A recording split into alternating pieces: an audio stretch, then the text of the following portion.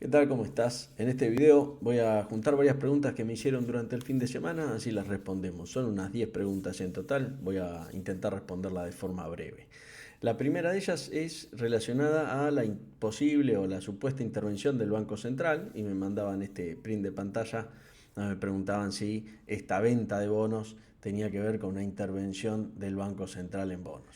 Claramente para mí esto es un error de tipeo, esto no es una orden real, esto no tiene ningún tipo de sentido, esta orden, o sea, cualquiera para mí que opera se da cuenta. ¿Por qué? Por diferentes motivos, no tiene mucho sentido, la verdad, adentrarnos en esto. Primero, lo importante, que el central venda bonos no es intervención per se. La intervención tiene que ver con otra cosa. O sea, todos los bancos centrales compran y venden bonos y activos financieros, sobre todo si los tienen en cartera.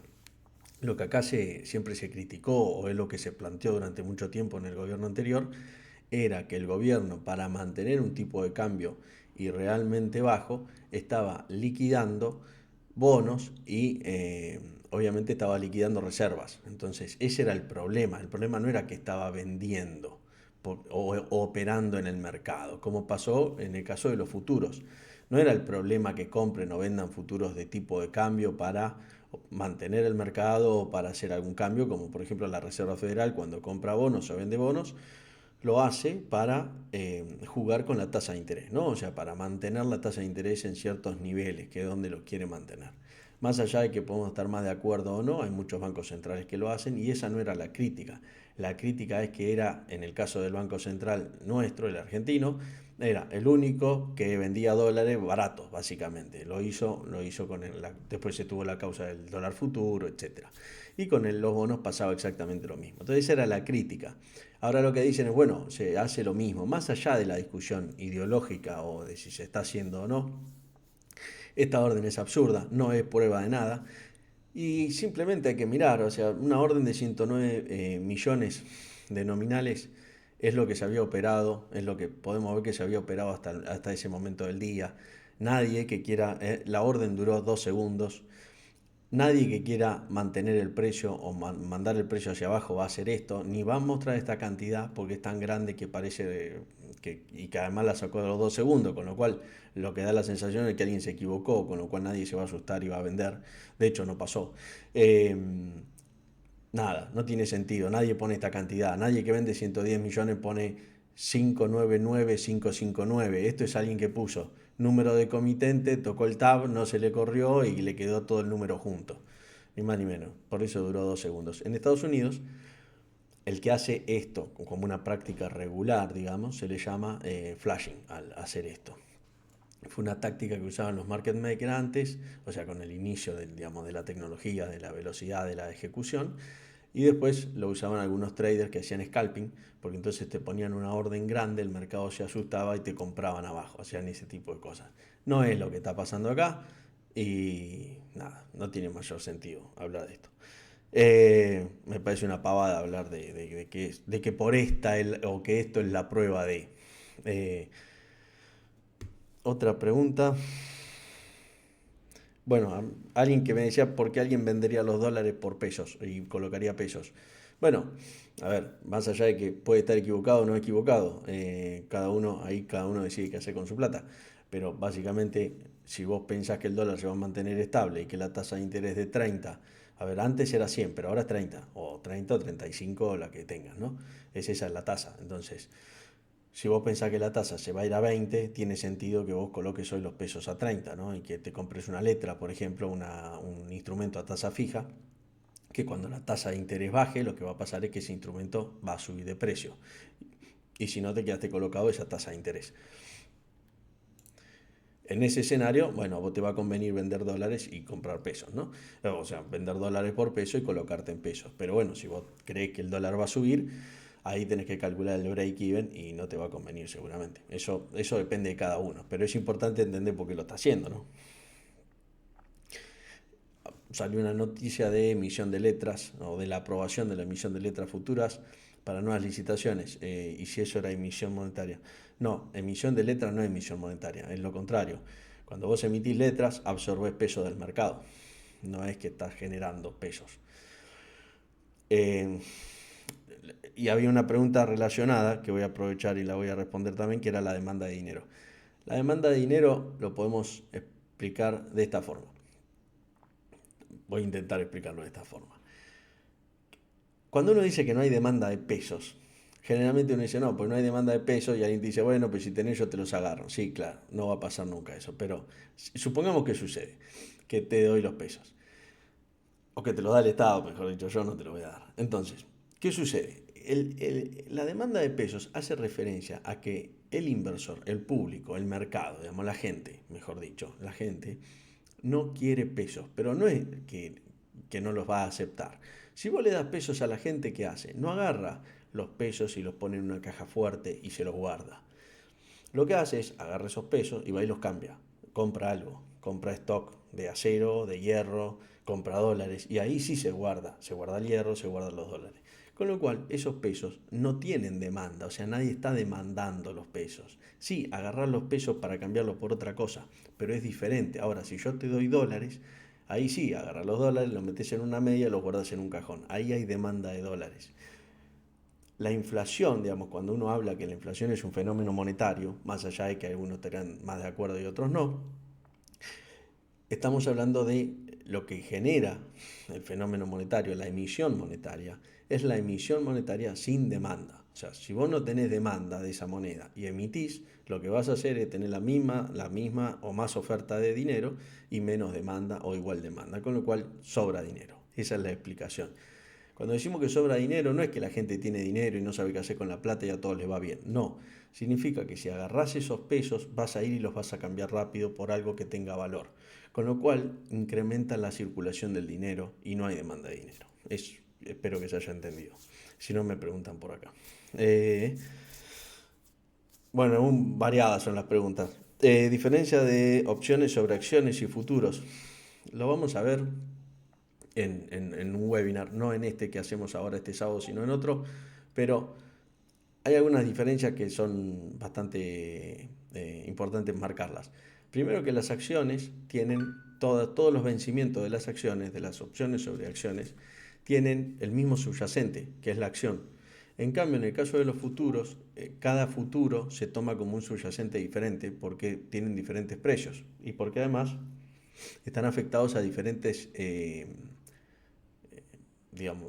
factores de oferta y demanda. No es lo mismo la cosecha vieja que la cosecha nueva en la soja, no es lo mismo el precio del gas natural en invierno o en verano, entonces esos cambios afectan, o sea, cambian el contrato de futuros sobre el cual aplican las opciones. Entonces se toma como que son diferentes subyacentes. Sumado a esto, la ventaja, si se quiere, de los commodities en este caso, o para mí es una ventaja, es que no están afectados tanto a las noticias puntuales de una empresa, por ejemplo. O sea, está afectado por condiciones climáticas, condiciones geopolíticas, pero no a noticias particulares de una empresa. O sea, nunca va a haber un CEO que se vaya, nunca va a haber un escándalo con alguna cuestión farmacológica que no vimos venir. O sea, la soja es la soja, el trigo es el trigo, el crudo es el crudo. Bueno, después ya hay otras características como ser la volatilidad implícita y la dinámica, de que cuando sube se mueve diferente la volatilidad implícita generalmente en los futuros, o depende de qué futuros, y en las acciones, ¿no? Pero bueno, eso lo vemos ya en el webinar de opciones sobre futuros. Otra cosa que me preguntaban era sobre si uno tenía una posición, esto lo vamos a sacar, sobre si uno tenía una posición y no vendía si no perdía. Que vos vendas o no vendas, al que me consultaba esto, a ver, vos compraste un activo financiero. Si vos vendés o no vendés, es un tema tuyo, pero la pérdida la tenés igual. O sea, vos perdés en el momento que baja el precio en el mercado. Esto es como decir, si yo no miro, o sea, o si yo no miro, la ley de gravedad no existe. La ley de gravedad existe igual, está ahí.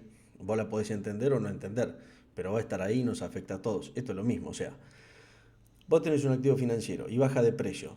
Vos me decís, no, pero yo tengo la misma cantidad de activos. Sí, pero ¿a quién le importa? Si la regla con la que se miden las inversiones es una moneda. Esa moneda generalmente es el dólar.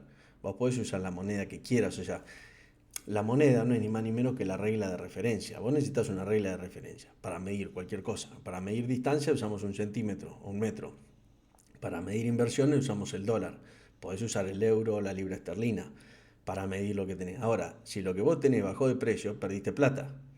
No importa que tengan las mismas acciones, porque vos no medís las inversiones en cantidades nominales de acciones.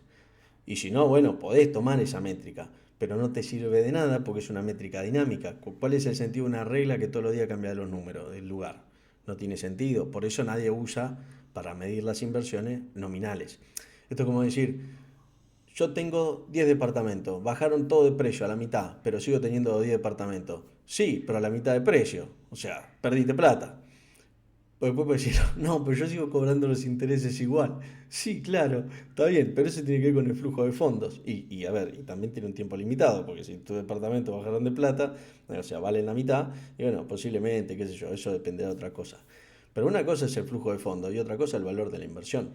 O sea, si tu inversión vale menos, perdiste plata. O sea, podés mirarlo como vos quieras. Podés decir, bueno, pero ahora voy a aprovechar y voy a comprar el doble. Bueno, está bien, eso es otra decisión. Perdiste plata. O sea, no podés tapar el sol con la mano. Eh, yo no lo escuché nunca esto de alguien que opere y demás, pero a veces hay gente que, bueno, tiene unas aproximaciones muy extrañas al trading o muy extrañas pues no sé en dónde lo escucharon que me lo dijeron, pero no tiene gollete, o sea, no tiene sentido. La regla para medir las inversiones, o sea, la regla, es decir, la unidad de medida que utilizamos es el dólar. Entonces, si vos tenés menos dólares, perdiste plata, si tenés más, ganaste. Ni el peso, ni los porotos de soja. Yo tengo un amigo que me decía, no, pero yo cada vez tengo más porotos de soja. Sí, claro, pero antes, me acuerdo que decía, pero antes los porotos de soja valían 600 y ahora valen 300, cuando hablábamos esto, ¿no?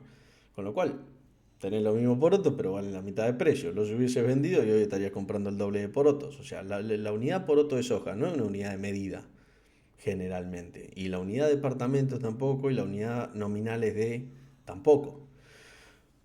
Pero bueno, cada uno puede hacer lo que quiera con su plata, eso está de más, pero lo que es la realidad es la realidad.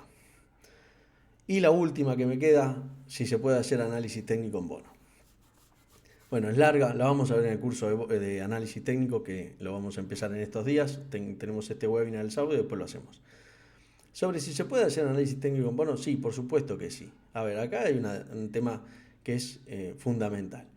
El que hace análisis técnico y el que entiende el análisis técnico y cree, o sea, en los fundamentos del análisis técnico, que es ni más ni menos que el flujo mueve el precio de los activos financieros, o sea, compradores y vendedores, y que se enfoca en eso, todo activo financiero está supeditado al análisis técnico y se puede hacer. Lo que no se puede hacer es el análisis técnico sobre el clima, por ejemplo, porque el clima no tiene oferta y demanda. O sea, el clima no es una resultante de la oferta y la demanda. Entonces no hay nada que analizar ahí. O sea, no se puede hacer la onda 3 del clima. Bueno, alguien podría hacerlo, pero no tiene sentido porque el análisis técnico que necesita precio y volumen.